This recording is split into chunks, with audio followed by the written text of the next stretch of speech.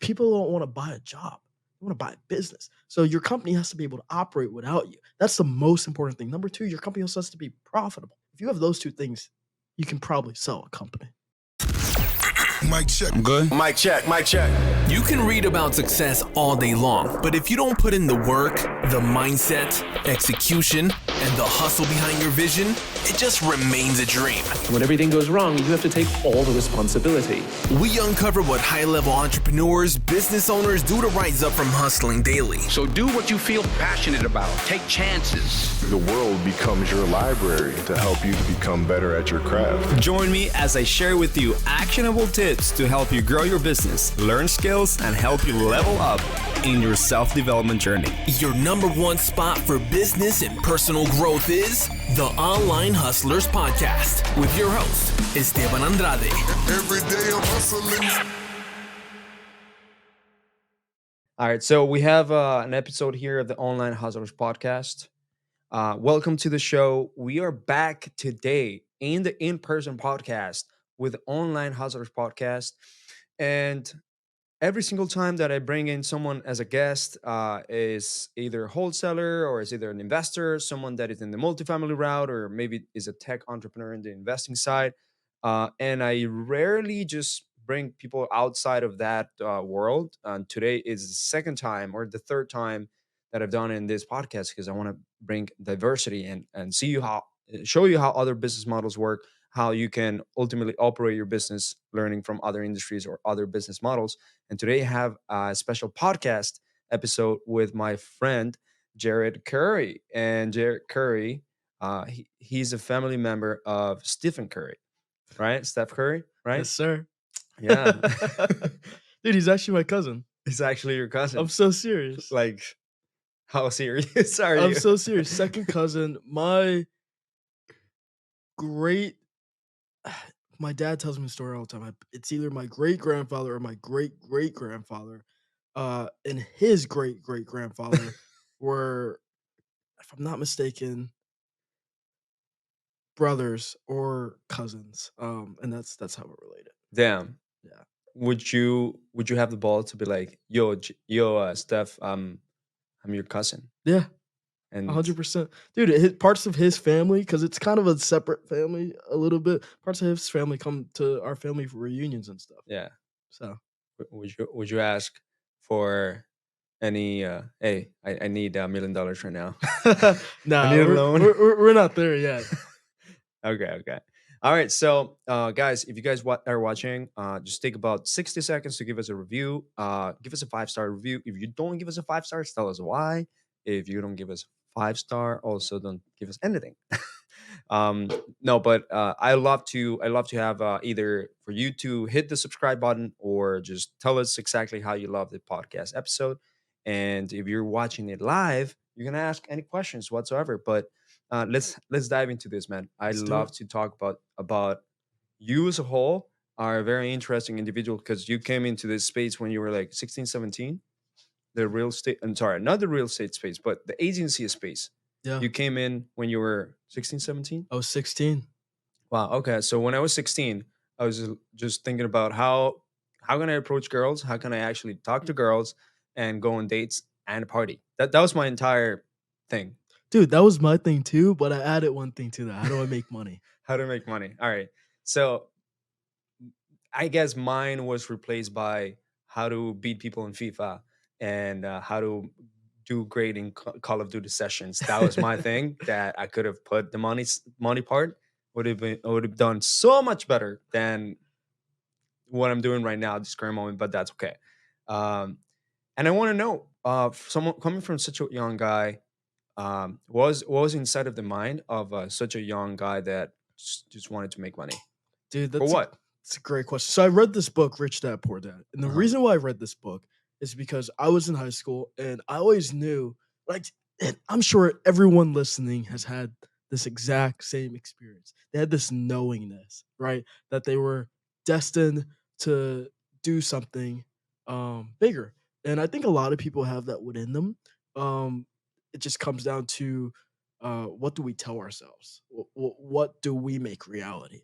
And what's the imagination and the creativity that we have up here that gives us the power to say, I can do whatever I feel like doing. I am the captain of my ship and the master of my destiny.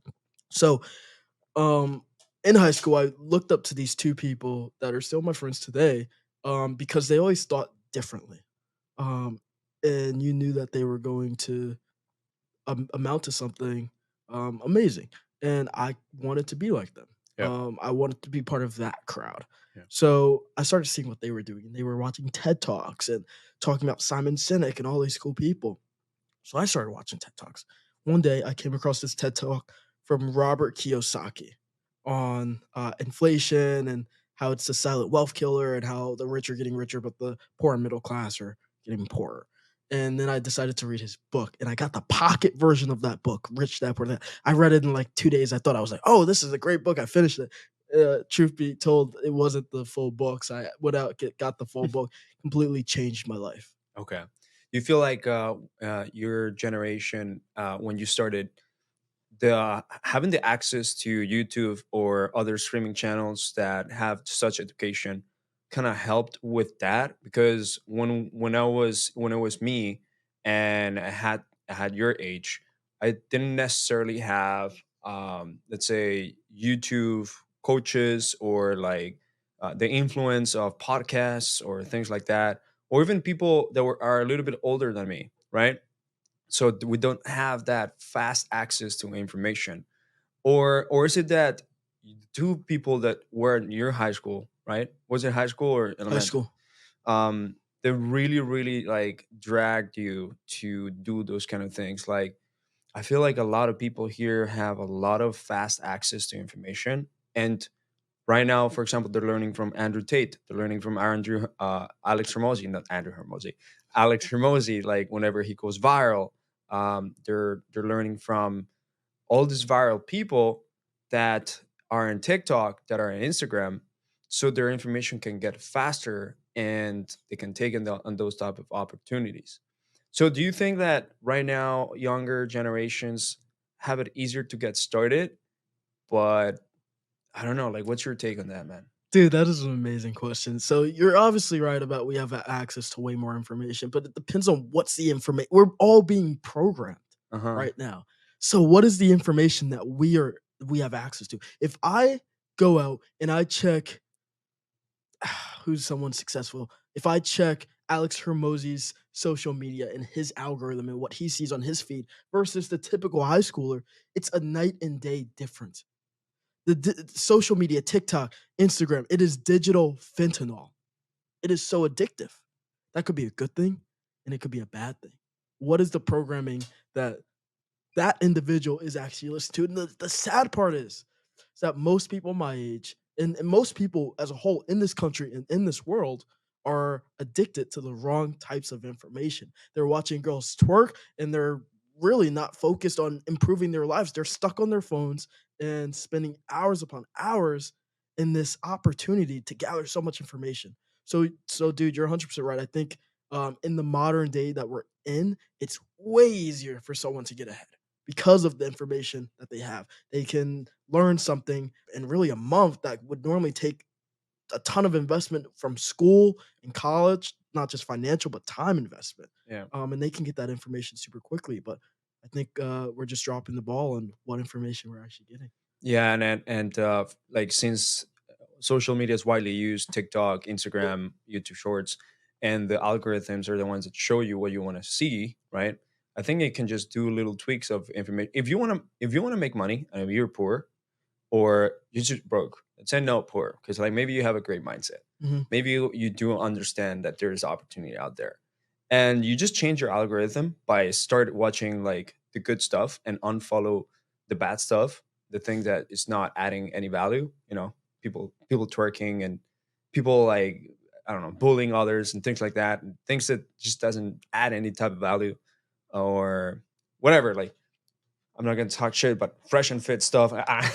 And if you stop following that stuff, your algorithm gets better, Mhm. and ultimately you do get the content. And we were talking about 100%. organic content, right? We were talking about like how uh, you might agree or disagree that we can start a company with brand as not as the full focus, but brand as a big important part of the business. And because we were talking how people like Joel Kaplan, um, Ravi Bubala, Alex Ramosi were kind of against that at the very beginning because they were very direct response, scale fast. But then they all got into the branding game. However they could at the time that they got, and they started growing, and that kind of like took them to another level, right? And higher profit margins, things like that. So, um, what would you say about people ultimately using that organic reach, right? Using that for their business. If you were to have a business right now, once again, and I know that we can talk about this. You're very close to potentially exiting a company, or you're almost there, right? If you were to start a company once again, would you have that branding part at the very beginning? No. Tell me why. There's a plethora of reasons, but diving into it, number one, it is time intensive. Rather than focusing my time on other areas of my business, like the sales aspect, which you could say and argue that branding is a big part of the sales aspect, but I could invest money into paid ads, get a few viral ads, and I'm going to scale way faster.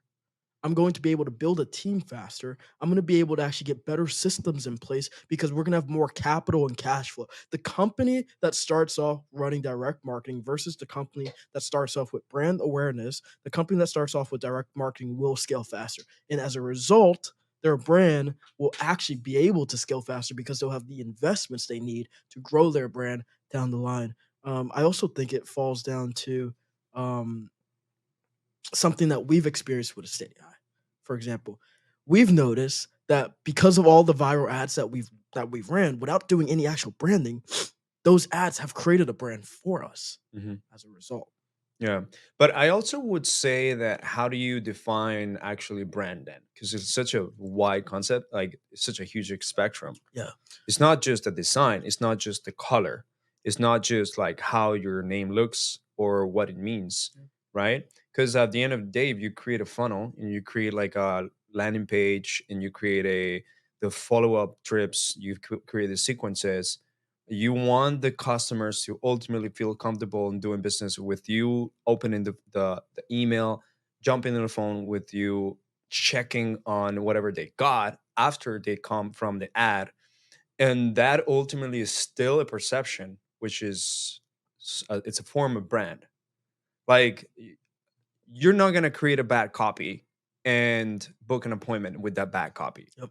You're also not going to have a sketchy freaking looking jrnigeria at gmail.com, Yeah. like the Prince of Nigeria email, and have probably maybe we can test it like Prince of Nigeria being the the lead generator and the sales guy. Oh, I'm Prince of Nigeria. I'm the sales Prince of Nigeria. And maybe you can have success, but I guess brand is also a perception of how people see you. Yep. Like so, and then there's the other aspects of like how they're gonna continue to see you over time. When do they see you? How often they see you? How frequent they see you? How they feel about you? Ultimately, what you're gonna where you're gonna make them feel. So I think it's just very broad. Yeah. You know what I mean? I think where we can differentiate the two is organic versus the paid Hmm. route. Yeah, yeah, that's true. So one is not putting money into like the whatever ads, and the other one is putting money into the ads, right? Yeah. Okay, cool.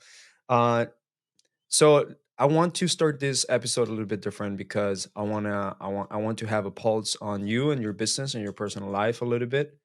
Tell me 5 things that you're currently working on that is recent and are impactful towards you right now, towards this entire, let's say, a few years that you've been in the business, and the things that you're working on right now towards the future. 5 things. Just business or personal too? Anything you can think about. All right. I'm going to start off with one thing that no one's going to even think about, but getting my pilot's license right now, my private pilot's license. And the reason why I talk about that is because um, I could talk about how it's helping me overcome fear, how it's helping me uh, fulfill whatever I set out to accomplish when I was younger, all the programming that I dealt with when I was younger. But that's one thing, and I could dive into that a little bit later and how it ties into business because I've noticed that it's been instrumental actually to my mindset around business. Number two, we're actually building the boardroom at a Steady Eye. So for those of you listening and you don't know, the company I run is a state AI. And what do I mean by building the boardroom? We're empowering the next generation of leaders right now at a state AI. That was our OKR objective for this quarter. And we're elevating people into leadership positions and making sure that the company can run better. I'm actually about to go on a cruise, and I expect that the company does better without me there, or does the same. And if I was there, there should be no need for me to be there. So we're building the boardroom. The third thing is I've been investing in a lot more real estate this year, and super excited about that. Wow, man, you're really gonna make me name 5 things. Yeah, let's go for 5. Um, the next thing is I've been way more consistent at the gym, and really getting my health right because at the end of the day, you can make all the money in the world, but if your health isn't there, You're then looking good, man. thank you. You're gonna go with more confidence towards Steph Curry and be like, "Yo, I'm your fucking cousin, bro. Look at me, bro." Right? Yeah, man. I got the genes, so that's a plus. It doesn't make it too hard. Um, and then the last thing, man, at the end of the day, you could be a bajillionaire, but if your life is boring, your life is boring. So figuring out other ways to make my life a little bit more exciting, Yeah. um, and doing things that most people don't normally do to get out of my comfort zone. Yeah. That's really what I've been doing recently. It's crazy, dude. Like, okay, I'm gonna talk about the last one because obviously that's the last piece that you touch. But this is nothing against, and I might be a little bit, but nothing against like anyone out there. But American entrepreneurs compared to like European or Latin American entrepreneurs, they make business boring. Dude, it's only business. That's it. Yeah. Why can't you have fun too? Yep. Why can't you have fun as well? Like, think about like how many people in business here in the US, even though like, it's a power country, they just they're like, I'll stay at home, I'll do nothing, I fuck with nobody. Dude, and you know what? You make a very interesting point. Like you said, America, it's a powerful country. Um, People look to the United States uh, as a leader in a lot of things, and I think it's that obsession, right? When you obsess over one thing, you're probably gonna do extremely well with it, and I think that's kind of what we 100%. see with America. But at the same time, you're gonna die. Yeah. Like if I'm gonna obsess over my life as a whole, and I've had this has been a paradigm shift for me. I've had instead of obsessing over business, I've had to obsess over my life. Business is just one part of that life. Yeah. There's so many other parts. That's what I'm starting to realize now. So you're 100% right. Yeah, because I've been hanging out with a lot of European and Latin American entrepreneurs in the tech space, dude. And they always have a rule: we make business, we make a lot of money, but we have fun. Mm. And I'm like, that's cool. They also call their employees collaborators. And so there was a few different things that they have in their business culture, call it business culture. And for example, I met a group where every single time that there is a mastermind or there is a dinner, a power dinner, high caliber dinner, they always have time to party at the option to party at the end of the night, and just to like literally have fun. And but during the mastermind and during the event, they do activities to make it fun. Not It's not only like, hey, this is content networking, that's about it. Like, where's the fun? Yeah. Like, I want to hear a joke at least. You know what I mean? I want to hear a comedian come in. I want to hear like I want to see maybe I don't know, some those guys that they stand on the sticks in their legs, and they do, I don't know, acrobatic stuff. Yeah. Similar to what the Go High Level mastermind, or no, Go High Level event happened. Then they made it really fun, really Yeah. really cool. but most events, they're not like this here, right? It's just like straight, let's go. And I got used to it. For me, it's fun to talk about business and meet other people. But at the same time, dude, like you said, you have to tickle that part of your life. You know what I mean? Yeah. Like you have to do it. All right. So you touch base about a few things. You're doing into real estate. You're also getting into the boardroom part of your business. You're also getting fit. Um, and and you were getting your pilot license. Wow, dude. Okay, that's pretty exciting. So why pilot, and how does it relate to business? Dude, there's so many routes I could go down. Um, but let me start off with this.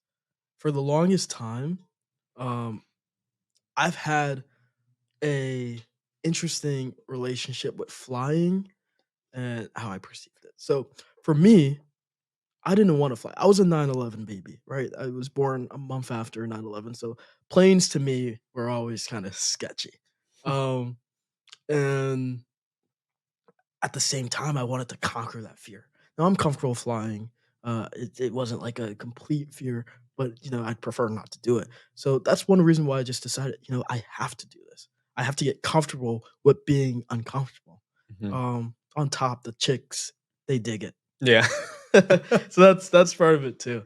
And then last but not least, man, like I'll explain something. Um, I was doing this exercise yesterday where we were simulating engine failure. So I'm just flying. My instructor will lean over at any given time, shut off the engine. At that moment, you are on a fine line of either living or dying. And what people don't realize is that line is there every single day. Oh yeah. And when you can experience death, the possibility of death that close, you start to realize, oh shit, this life is number one, precious. Number two, you start to realize that you are capable of doing whatever you want to do. You're in control of most of your destiny, and you have the ability to kind of take it whatever route you choose to take it. I could choose to not follow the checklist and the plane crashes, or I could choose to take control, to be calm, present in the moment, and land the plane, even though the engine is out. Well, But because of that fine line, I think it presents a really interesting approach to your life that if you were going to die today, and Steve Jobs says it best, if you're going to die today, would you be happy with what you were about to do today? And it forces you to think about that. love it. What if I give it a twist and you have a parachute and you said, fuck you, pilot, and you go and you just jump and jack yourself? Goodbye. Dude, I feel bad for the people on the ground because that plane's going anywhere. I mean, it could land in the water on a Hopefully. hill, and then you're like, goodbye. You see, And then- I don't fly over the water because I can't swim, so I avoid. Okay, gotcha. Yeah, that would have been an interesting parachute experience. Yeah, All definitely. right, that's cool, man. So you start very young, and seems like you have acquired a lot of knowledge. You mentioned a lot of big boy words there. For example, I heard you say OKRs whenever you mentioned about the boardroom. I heard you say different big big business owner, or like recently like seasoned business owner words there. Where you getting your knowledge from, and like how much you spending into like learning, or when you were learning all of this stuff, what was your learn to like do ratio? Dude, great question. Rather than knowledge, I think it's programming, Mm. right? Um, I'm being programmed on a consistent basis from what I see on social media to the people I surround myself like you. Everyone is programming me, and you could choose to have good programming or bad programming, like we talked about earlier. And I'm addicted to it because once again, social media is the digital fentanyl. It's the digital fentanyl. So you're going to be on it. You're going to be programmed somehow by the news, by the music you listen to. Do you know? This is a really interesting thing that the music, they've increased the hertz on music, which has caused people to be confused It has caused people to be disoriented. They don't even understand what's being said in the music. It's messing up people's brains. Versus old music, classical music being what 432 hertz, I believe. Which No idea, but okay. but it's a slight increase in the hertz Mm, for from rap music and a lot of this, and that's all I heard programming, something right? like that. Yeah, It's all programming. So even down to the music that you listen to, yeah, it's all programming you. And once again, that could be good programming or bad programming. So for me, where do I get my knowledge from? Um, I was extremely fortunate to once again read that book, Rich Dad Poor Dad, and that's when I realized because I hated school, man. Like I believe to this day, college is old school. The modern school system is old school, yeah, and we have a system where if you look at cars 150 years ago, a car 150 years ago, a Model T Ford, is totally different than the Bugatti on the street right now. yeah, A plane 150 years ago, that little glider is that the Wright brothers built is totally different than the Boeing 737 I flew in from Miami to here. I mean, from Jersey to Miami on. yeah. Totally different plane. But if I go back to school, when I was in school, only a few days ago, because I'm I'm a baby. But in all seriousness, when I look back at when I graduated school in 2020, high school, uh, versus 150 years ago, the setup is the same.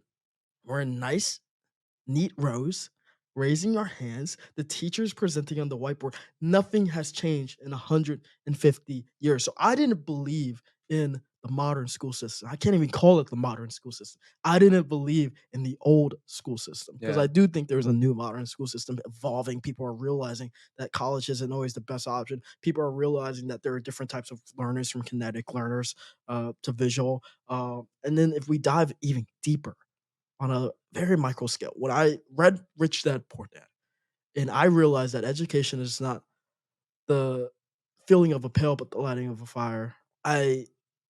For a second, I thought that everything that I knew, because I remember I had that knowingness, I thought it would be possible if I was getting programmed by the right people. Yeah. So that's when I started investing in courses like Billy Wilson, Joel Kaplan, all these people, and they've taught me everything that I know. And then at the end of the day, failure, taking action and failing over and over again has been one of my biggest teachers. Yeah, I remember. I remember when you were struggling, and then all of a sudden, 100K a month. I remember when like, oh, new agency, and you're like in so many ads in different niche. It's crazy. So, would you say that Robert Kiyosaki was your first influencer, um, or one of your first like influential figures apart from these two high school guys? I'd say my dad was. He owns businesses, he runs businesses, and him telling me you don't want to he programmed me. He told me from as soon as I could probably speak and listen, understand, and comprehend Dude, that. how important it is to have like a dad or a parent that actually helps you, and like if the parent does not do a good job, how fucked up a kid can Dude, be. it's essential. And this is controversial, but like if you look at the nuclear family, right? We are, and if we go back in time, you had less crime. You had people that understood the difference between right and wrong. I mean, if you look at society right now, they're insane. Everyone's going crazy. No one has a moral compass. No one has ambition, drive anymore. It's lacking. It's something that's dying in our society. We're chasing the wrong things. So I think having a parent for me, not just a parent, but a parent that was effective and teaching me and giving me direction and helping me become the person I am today. I mean, I wouldn't be here without them. Yeah, it's true, man. Like, I think people are becoming softer nowadays with better tools, more access to better things. People are just becoming softer, especially in America. Dude, what's the saying? Bad times create strong men. Strong men create good times. Good times create weak men. And then weak men create bad times. Love that. So we are in a cycle. We've always been that this way. We are in a cycle in America, across the world. Um, and I think people will wake up. They have to wake up. Because this world is changing and we are definitely about to enter some bad times. Because Yeah. we have weak men in this world. Think about like, all right, so when America has been created by immigrants. They came from bad times, Yep. and the struggle of coming in ships, and struggle of stuff. The the Black Americans, the struggle that they had to go through. Immigrants as a whole, all the struggle that they had to go through, Yeah, and everyone. a lot of like fast advancement, and then wars, right? Huge fast advancements, right? Just everything that was just advanced so fast, and now that everything is getting easier, right? I think the 1% will become the 0.5%. Like Mm, now it's not gonna be now it's gonna be 1%, is gonna be 0.5%. It's like less people that are going to ultimately fit that because everyone is just becoming more lazy. They don't want to work. They're more entitled. Everything hurts. I'm offended to this, and like I'm a softie. I'm creating new ways to excuse myself to I don't know something, and it's that's happening. Like yeah, you see it yeah. nowadays. Now imagine with AI, dude, and imagine with robots and all this artificial intelligence. People are going to become even lazier for the wrong part, for the wrong ways, right? People are going to become even more entitled for the wrong ways, right? Instead of taking advantage of, for example, someone like you to see the opportunity and how do you can make money out of them, how do you create design the life that you want, right? The lifestyle that you want, give to the people that you want to give, and ultimately have a great freaking life.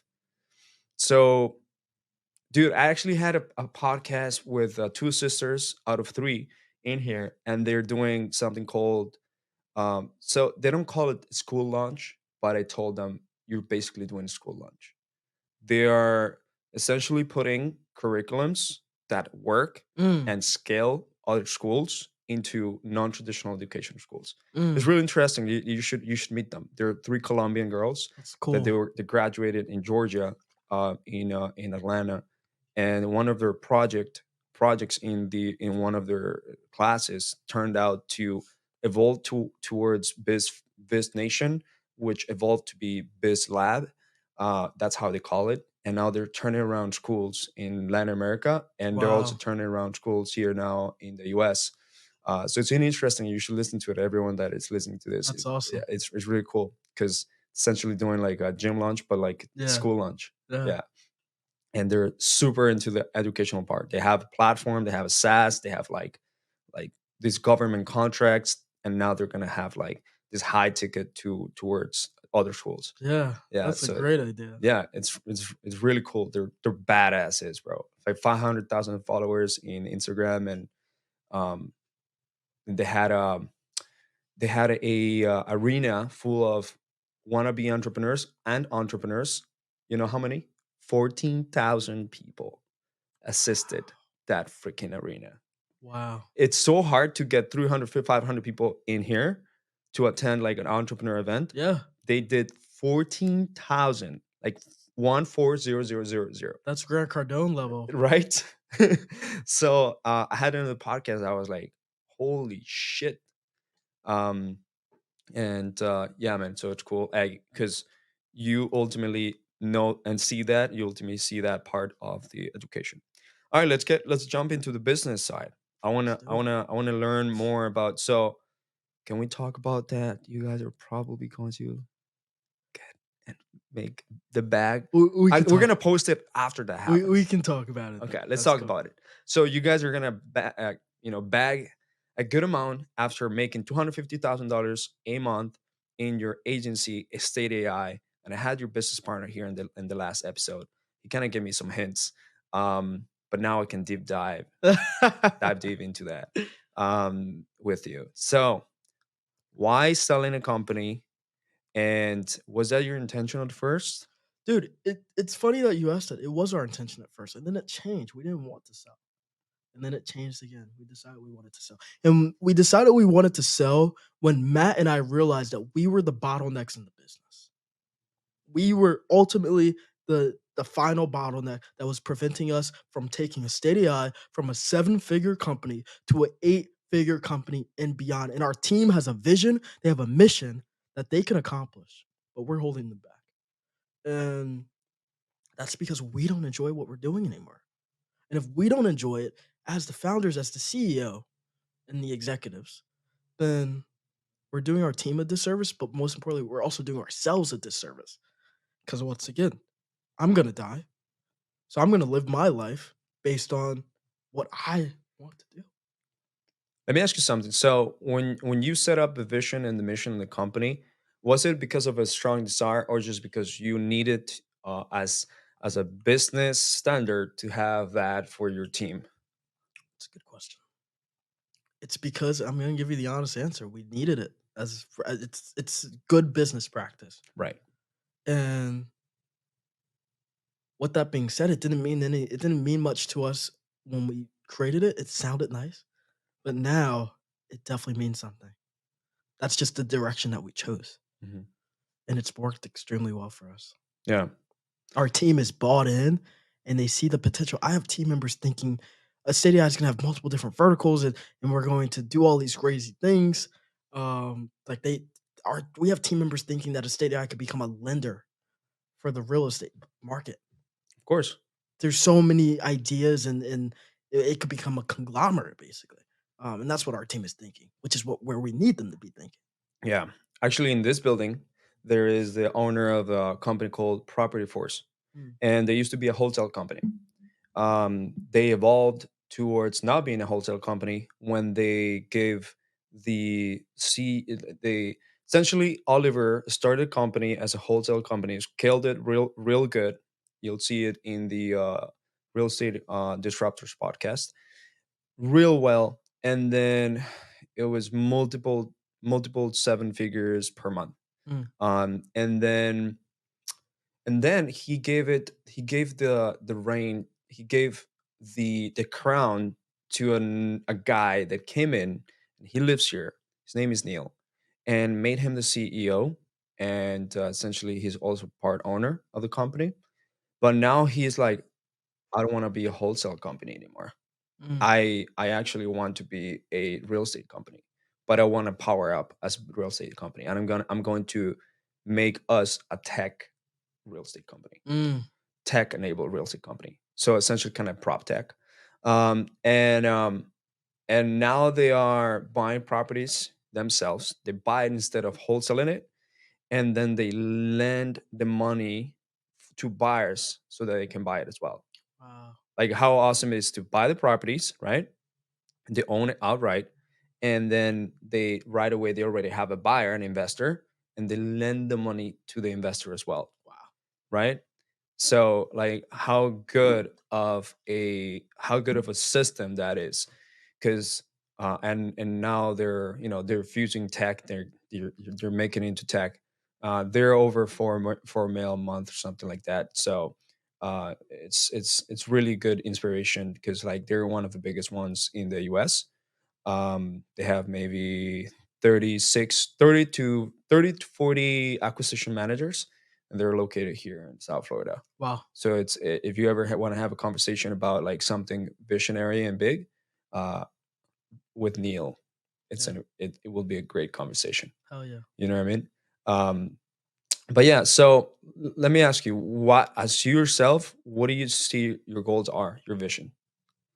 So many people have asked me this question, Esteban. And to be honest with you, and that's okay. I think for the longest time, I've put a lot of pressure on myself to have some idea of where I'm going. And I've created and achieved what I've set out to achieve. Um, I would say everything on my vision board has pretty much been accomplished. Besides maybe one or two things that will happen. It's just not the right time now. Um, and I'll be honest, I'm creating Jarrett 4.0 right now. I am on Jarrett 3.0. Um, Jarrett Curry 4.0, I'm actively typing out what I expect that to look like. So I can't give you an answer right now. When is Jared Super Saiyan God coming out? I don't know. That might be version 7.0. We'll Jared see. God. Okay, so Jared 4.0. Yeah, I'm working on it right now. Okay. You know what's my like selfish vision? It's always been like that, and I just thought it was just like a thought.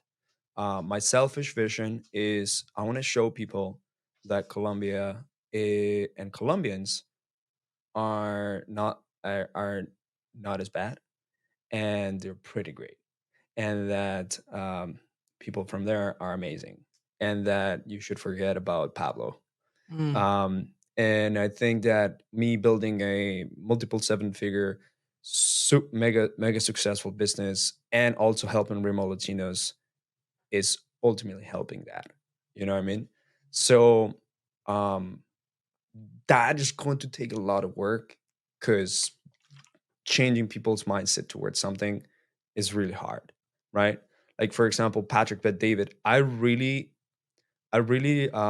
you know Patrick Bet David? Yep. Okay, I really admire him because he always talks about immigrants being the source, the fuel of this country.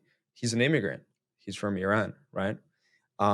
So I really admire him because it's true. Like immigrants give hope to this country because they come with hope. Yep. Something that people born in this country sometimes don't see because they're They born, take already it born for here. They granted, take it man. for granted, right? Frustrates me. Right? They take it for granted. So how can you show someone who's born in America uh, that there's also hope, It's tough. right? It's tough. Like you have a hope, bro, to like because you are who you are, but like how can uh, other people understand that? And I guess it's the rule of the have you know the bell curve, right? Yes. Where like just a certain percentage of people were ultimately gonna make it, and a certain percent it's how it is. Yep. If I were to start another country and I place two people, one of those people it's gonna be either successful and the other one is not gonna be, and it's gonna choose another path. And with the same circumstances, even if I go and place four people in a new country that is in Earth, maybe one person is going to be mega successful, one is going to be doing okay, and maybe the other two will choose the route that where there's going to be sheeps. Yep. You know what I mean? So it is, I guess the law of nature is like that, right? That's why there is like stronger lions and weaker lions, and there is praise and predators, right? It's just nature. Yep. So you choose to be which part of nature to be. 100%. Yeah. So when you are exiting a company, what do you have to make sure that you have? To start off with, you need a company that you don't want to sell. If you have a company that you want to sell, it's probably not a sellable company.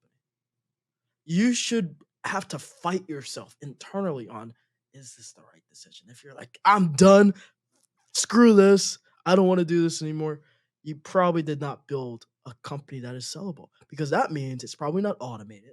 That means it's probably not as profitable as it could be. It's not as efficient as it could be. Um, and that's really the biggest thing. People don't want to buy a job. They want to buy a business. So your company has to be able to operate without you. That's the most important thing. Number two, your company also has to be profitable. If you have those two things, you can probably sell a company. Yeah. What is a good profit margin with the model like done with you for you guys? Done what you 30% is what we aim for. Okay. That's what we aim Okay. That's great. for. Without us having any involvement. Yeah. In terms of the team, what type of team do you need to have? You need to have this is a term thrown around and I hate using it, but you need A players. You need people that see the vision and they cry about it. We just did a team retreat in Costa Rica. We had people around a fire hugging and crying because they were thinking about where this company could go. Because they were thinking about how this company is changing. You need people that are bought in, more bought in, and it's crazy to say this. My team is more bought in into a stadiized vision than I am. And I think so many CEOs try to say it should be the opposite. I disagree. Because their buy-in will push you. And you need to be pushed by them. You're gonna pull them, but they're gonna push you. Yeah, the right A players will push you for sure. They will ensure that you just level up. Because if you're not leveling up, your A players are gonna leave or they're gonna try to push you if they believe in the vision very well, right? Yeah. Very well. So, for example, like do you have what type of executives do you have? So we have our sales manager, Uh-huh. we have our media buyer manager, and then we have our head of client success. Okay. Those are the people that are on our leadership team right now. Okay. And if you were to start a company, would you hire leaders so that they can help you build that department Dude, first? that's a great yes.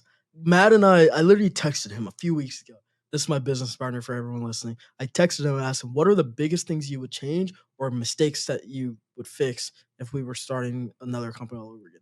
And one of the things that we both mentioned was we would pay a recruiter to find the managers for our company before we find the actual people Yeah. first. So 100%. Yeah, man. Because like once you figure out, because you gotta understand it, right? You gotta understand how the mechanism works, Yes. and you gotta be able to like it's part of the failure mechanism that you have to have.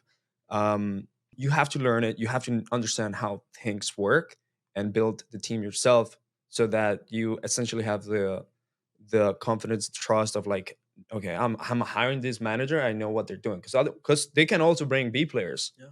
and you can not figure out until like later. So, for example, when you mentioned the boardroom and you mentioned OKRs, and a lot of people don't even think about this thing like OKRs, creating a boardroom.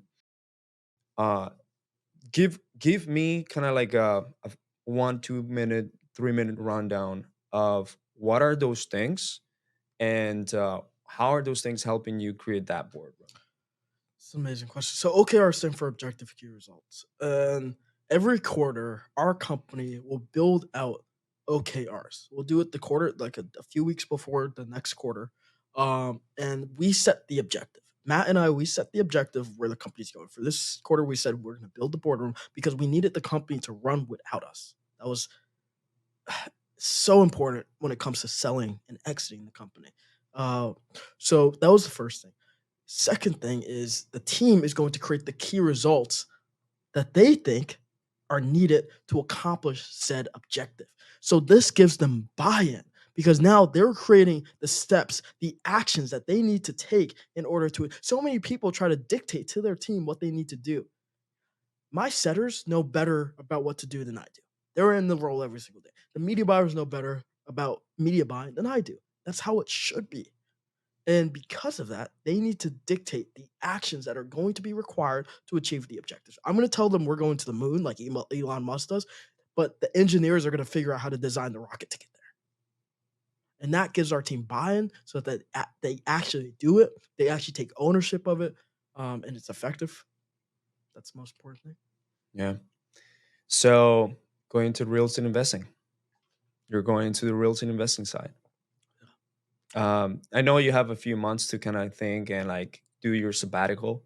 You're gonna go and do your sabbatical as a 19-year-old, 20-year-old, 21. 21. Yeah. All right. I mean, I still grew think- up quick. Yeah, you grew up quick. You're gonna do a sabbatical as a 21-year-old.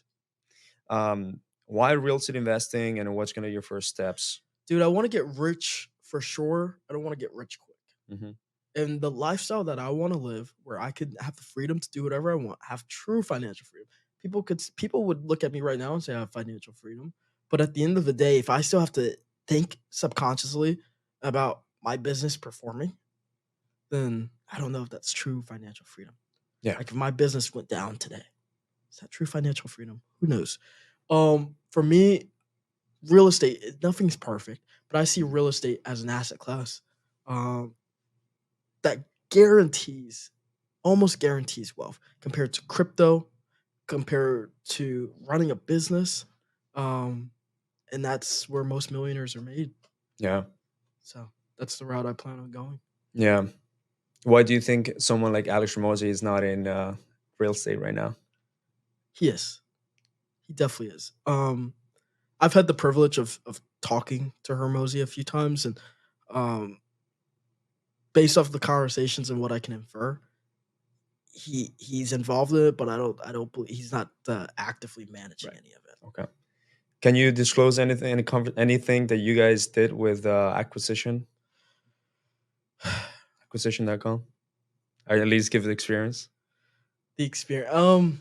So it was an amazing experience, right? Hermosi and his team, um, absolute legends. Um, that's pretty much all I can say. You Though. spoke with him. Yes. Yeah, he's a cool dude. Yeah. I walked Yes. with him for like 10 minutes. The Clever Investor Summit, Mm, Clever Summit, something like that. yeah. With him and Layla. I walked with him, dude. Like I was like, holy shit, I'm walking with this Hulk, Yeah. with this guy that has muscles and can beat me up anytime. And the people would be like, yo, Alex. And then Alex, I remember we were in the stairs and Alex was like, hey. And then Layla is like, do you know them? And he's like, no, but I feel good saying doing this. No, but it feels good. Yeah. um, yeah, he's an awesome dude, and sometimes we have conversations or just switch chats on Instagram because I feel like he sees founders first. Mm, He would kind of like do a target towards founders. Like yeah. if founder is good and they're applying whatever he's teaching or they're having good business, there's an opportunity for him Yeah. to capitalize on that. Usually investors are like that. They're invest in the founder. Mm-hmm. At first, if the founder is great and I'm gonna invest into your company, at least have that part of equity, then the business is probably gonna be successful if it has a good business model and product. Um, so yeah, you can say anything more? Well, no. The one thing I'll say is this. Click on We my link talked below a to know to learn more. we we talked a lot about some advanced stuff. We talked a lot about life, but if I can end it with a story, and it's this guy who wants to learn how to fight from this grand master. You could call him a ninja, right? Think of a ninja, and the guy says, "Teach me how to rip someone's heart out of their chest, how to just how to fight." Right? And the ninja or the sensei, whatever you want to call him, says, "Sure, let me teach you how to punch first." The guy says, "Who wants to learn? I already know how to punch. Just teach me more advanced stuff. How do I rip a guy's heart out of his chest?" The sensei, the ninja, whatever you want to call him, says, "Sure, but let me teach you how to punch first." The guy who wants to learn starts getting really red, looks like a tomato, angry, frustrated. Says, "I already know how to punch." The ninja says, "Punch me then." Punches him, barely moves a muscle. So then the sensei, the ninja, whatever you want to call him, punches the guy that wants to learn. He goes flying across the room, walks up to him, and he says, "Let's start off by teaching you how to punch first." The point of that story is to remind everyone out there. We could talk about OKRs, we could talk about life, we could talk about destiny, we could talk about programming. But at the end of the day, without the fundamentals, we can't achieve anything. So, my challenge for you on this beautiful Sunday morning or afternoon is to remember the fundamentals. Remember how you got to where you're at. Don't forget them. And if you're starting off, remember that those are the things that you need to focus on first. Thanks for having me, man. I love it, bro. I know you gotta go. I have a feeling that if you were to start like a startup, like a startup that has like potential to like have exponential growth, you'll be the type of founder that can definitely help it drive the vision, or at least help drive the team, or just be part of it. Like I have a feeling like that, dude. Honestly, like there is something about some founders that you'll see it from Mhm. far.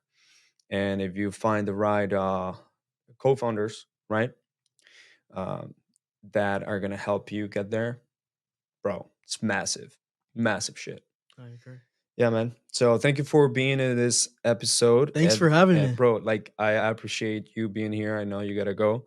I would have gone for years of talking with you. Like I would have gone for hours. So if you are listening to this podcast and you love this podcast, leave us a review, give us a 5 stars. Tell us exactly what you liked about the podcast, what would you like to hear, and who would you like to have, and we'll probably reach out to them. And if you're on YouTube, give us a thumbs up, subscribe to the YouTube channel, and also give us a comment.